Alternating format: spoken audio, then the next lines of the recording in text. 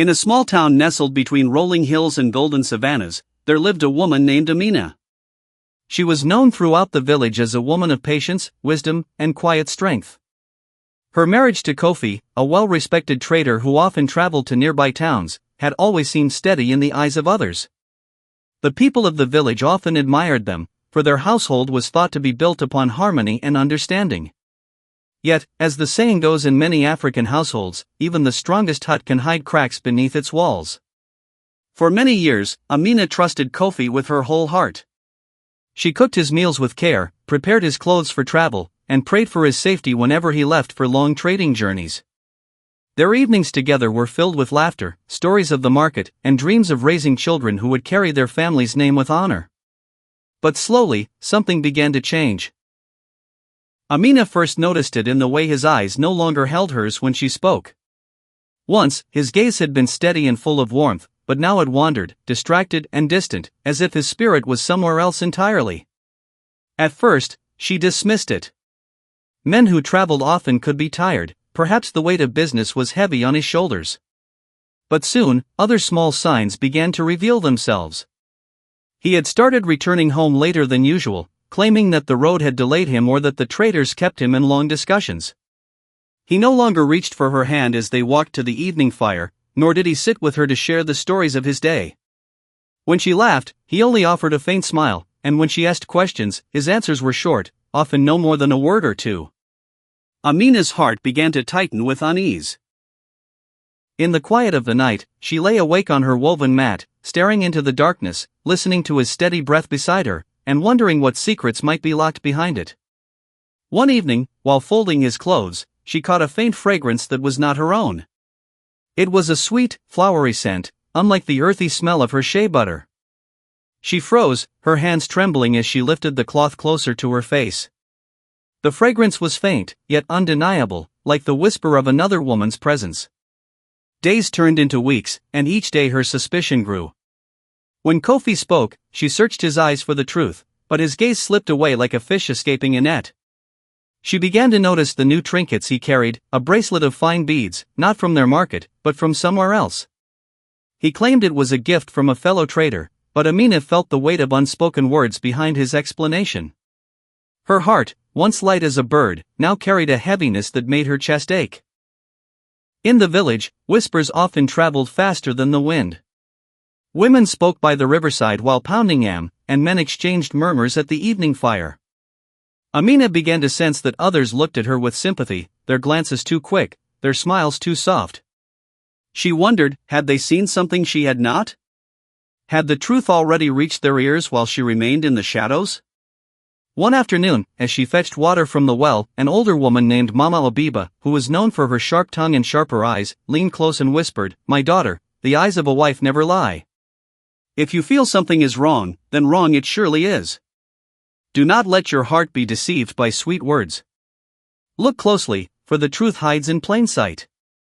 That night, Amina sat by the fire alone, staring at the flickering flames as if they might reveal the answers she sought.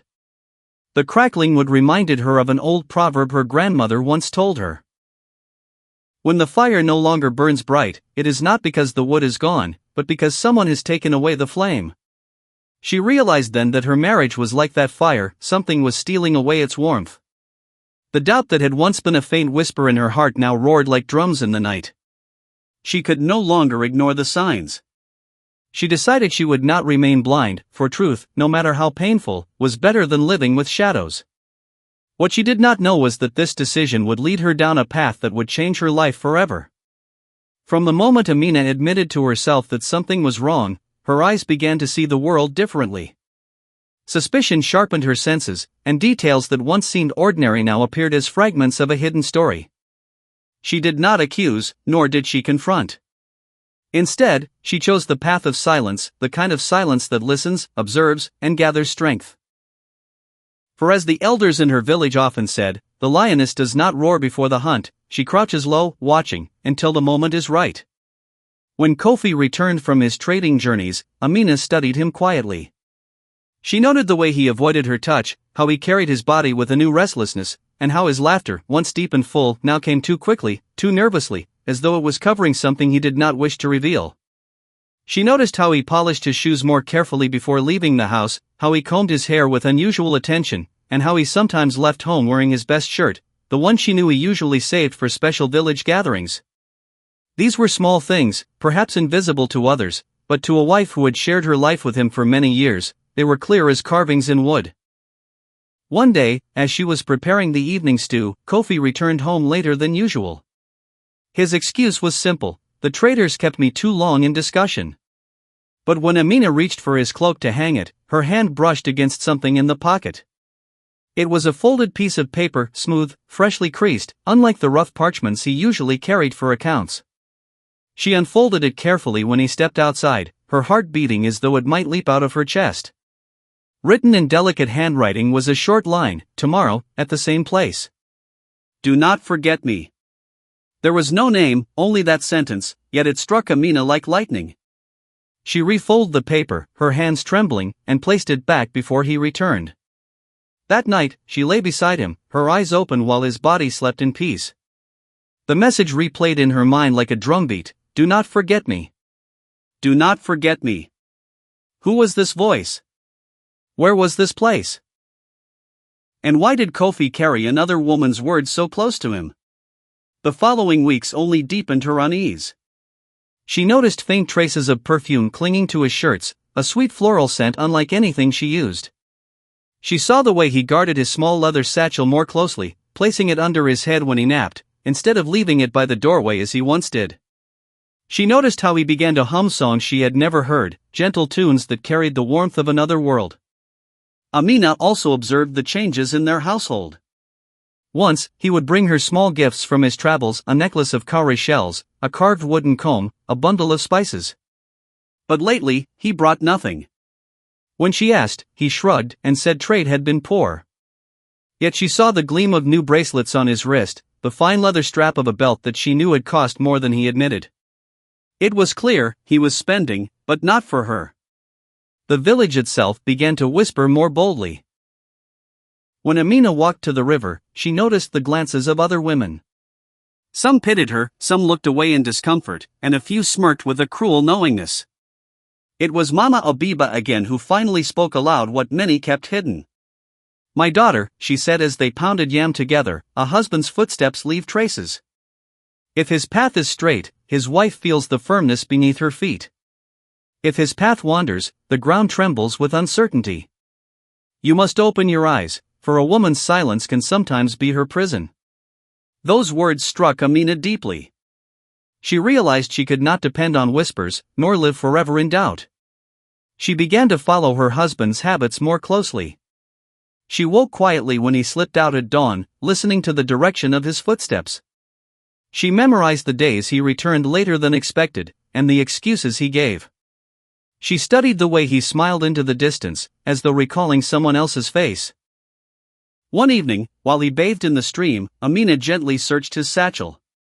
Inside, hidden beneath folded cloths, she found a small gift wrapped in fine paper, a pair of golden earrings shaped like teardrops. Her breath caught in her throat. They were beautiful, unlike anything she had ever owned, but she knew they were not meant for her. Kofi had not given her a gift in months, and he would never have hidden such a treasure if it had been. She returned them carefully, her heart torn between sorrow and a gathering storm of resolve. Yet through all of this, Amina remained silent. She did not confront him, did not accuse him. She carried her pain like a stone hidden in her chest, waiting for the right moment.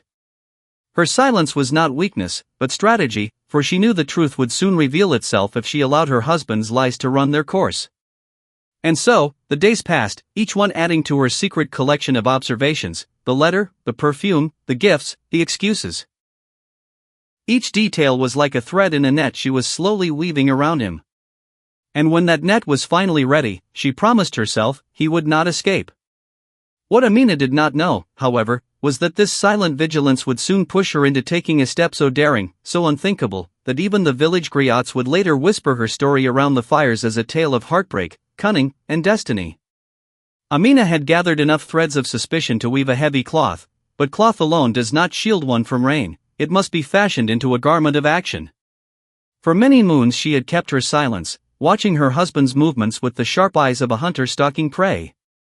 Yet silence has its limits, and doubt without action becomes poison in the heart. The moment had come to step from shadow into light, to do the unthinkable, for only then could she know the truth.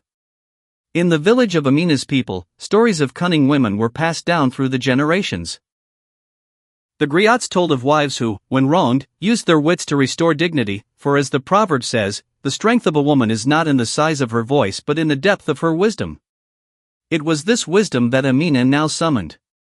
She knew that direct confrontation would yield nothing. Kofi would deny, perhaps even laugh at her suspicions, and the truth would slip away like water through her fingers. Instead, she needed a plan that would reveal what was hidden in the open, a plan so bold that no lie could escape its snare. Her mind worked late into the night, as she sat by the flickering embers of her fire. She remembered the folded note she had found, the one that spoke of a meeting place. Perhaps Kofi would return there again. Perhaps this was the thread that, once pulled, would unravel the whole cloth of deception. But how could she follow him without being seen? How could she watch without being discovered? It was then that she thought of something daring, something women of the village rarely did. She would disguise herself. The idea was as wild as it was dangerous, for to disguise oneself was to walk in shadows, to risk shame if caught. Yet Amina's heart was already aflame with betrayal. Shame had no power over her anymore. She borrowed an old wrapper from her cousin, one that was faded and unrecognizable. She wrapped her head in a cloth of dull brown and rubbed a little ash on her face to dim the glow of her skin. Looking into the polished surface of a calabash, she almost did not recognize herself. She looked like any other weary traveler, a woman from a far-off settlement. The following morning, she feigned illness. When Kofi rose to prepare for his journey, she coughed softly and told him she would rest at home.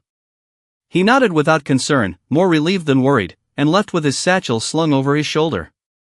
The moment his footsteps faded, Amina shed her sickly act, gathered her disguise, and slipped into the path behind him, careful to keep her distance. The sun was climbing higher, and the village was stirring, but no one noticed the disguised woman weaving quietly between the trees. Her heart beat like a drum with each step.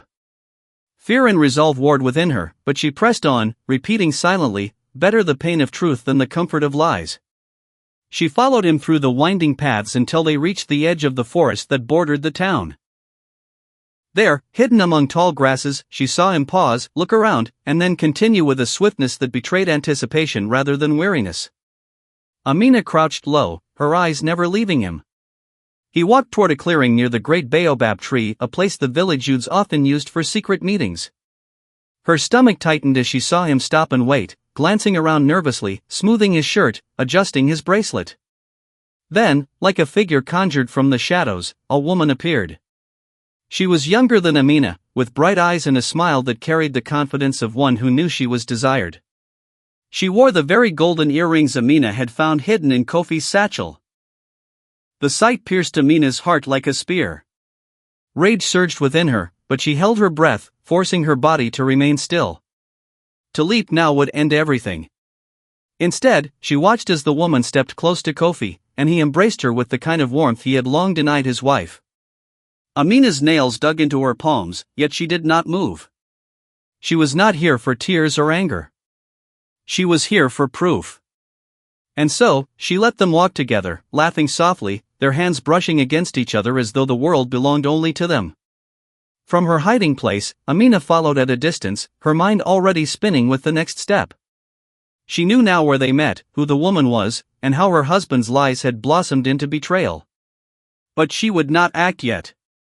For to catch a bird, one must let it return to its nest again and again, until the pattern is certain. That evening, when Kofi returned home, Amina was waiting, her disguise hidden away, her face calm. She served him his meal, listened to his excuses about trading delays, and smiled faintly as if she believed every word. But inside her, the storm was gathering. She now carried knowledge like a hidden dagger, and with it she would craft the next stage of her unthinkable plan. What Kofi did not know was that the woman he thought weak and deceived had already stepped into a role far greater than he could imagine. He was walking into a trap woven not with ropes, but with patience, cunning, and the fire of a heart that refused to be broken. The days that followed Amina's discovery were heavy with silence. Each morning, she rose and tended to her duties as though nothing were amiss, pounding yam, sweeping the compound, drawing water from the well. To the villagers, she looked the same, calm, steady, reliable. But inside, she carried the weight of fire, a flame that burned with betrayal and a cunning resolve. For as the proverb goes, a calabash may look still on the surface, but within it, the water stirs. She could no longer live in the limbo of suspicion. She had seen enough to know her husband's heart wandered, but seeing was not enough. The truth had to be exposed, revealed in such a way that no denial, no excuse, could cover it. Her mind spun with possibilities. Should she confront him directly, casting her words like spears at his chest? Should she confide in the elders and let them sit in judgment? Or should she wait, gathering more until the truth was so undeniable that even the boldest liar would tremble? It was in the hush of an evening storm that the answer came. Lightning streaked across the sky as Amina sat by her fire, staring into the flames. She remembered the old tales told by her grandmother, stories of women who had been wronged and had woven clever traps to reveal betrayal. Some had left food with marks upon it, some had sent trusted friends to spy, and others had lured their unfaithful husbands into their own snares. From these stories, Amina drew her strength. If her grandmother's generation had found ways to uncover hidden truths, then so would she. Her plan began simply: she would pretend to travel. Kofi often left for trade, and if she announced that she would visit her sister in a neighboring village, he would feel free to move without caution, believing her far from home. But Amina had no intention of leaving. Instead, she would remain hidden, watching, waiting to catch him in the very act of betrayal. The following morning, as they ate their meal of maize porridge, Amina told Kofi gently, "My sister has sent word. She is unwell, and I must go to her for a few days. The women of her household need my hands." Kofi barely raised his eyes from his bowl. He muttered a quick blessing for her journey and seemed, if anything, relieved. That small flicker of relief in his face told Amina all she needed. He believed the path was clear for his secret. Amina packed a small bundle to keep up the appearance, tied it on her back, and left the compound with a steady stride. But once the path curved and the trees swallowed her from view, she doubled back, slipping into the shadows like a panther preparing for the hunt.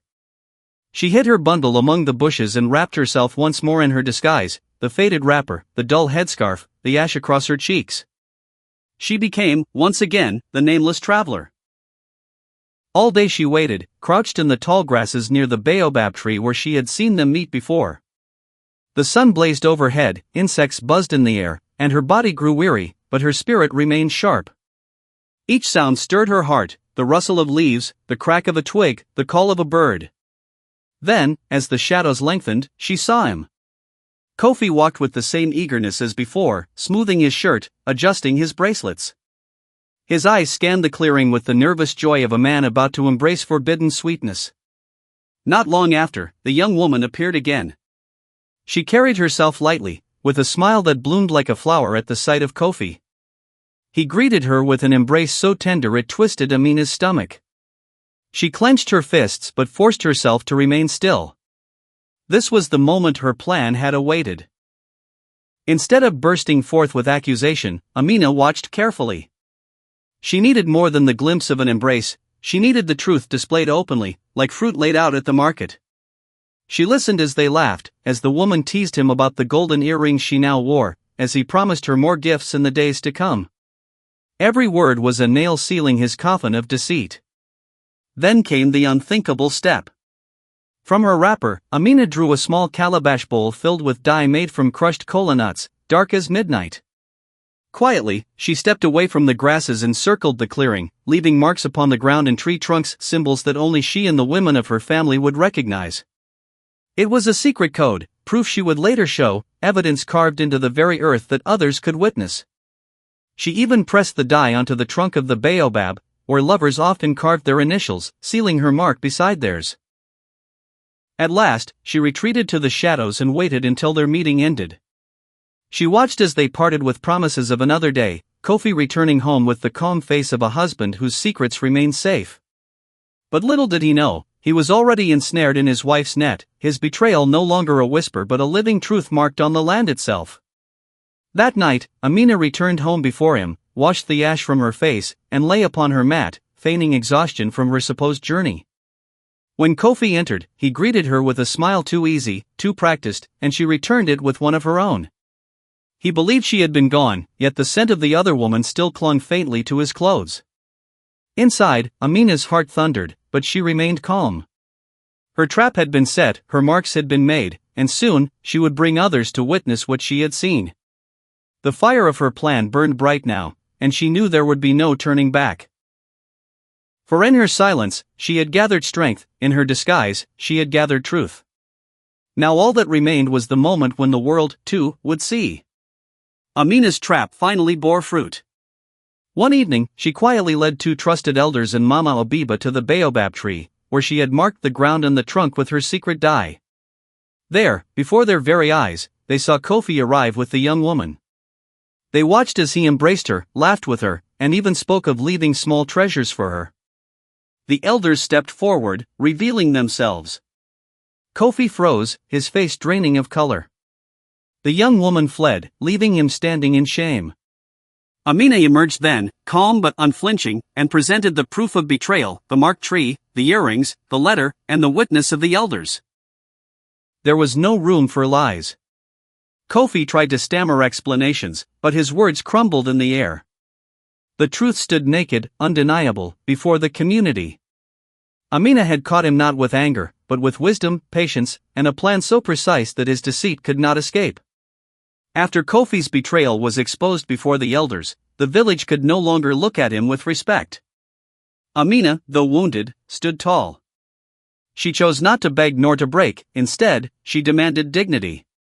Some say she left him, returning to her family where she was welcomed with honor for her courage. Others whisper she stayed but forced him to rebuild trust under the watchful eyes of the elders. Either way, Amina's story became a lesson passed down in the village, that a woman's silence is not weakness, but often the sharpest weapon. Her unthinkable plan turned betrayal into truth, and truth into power.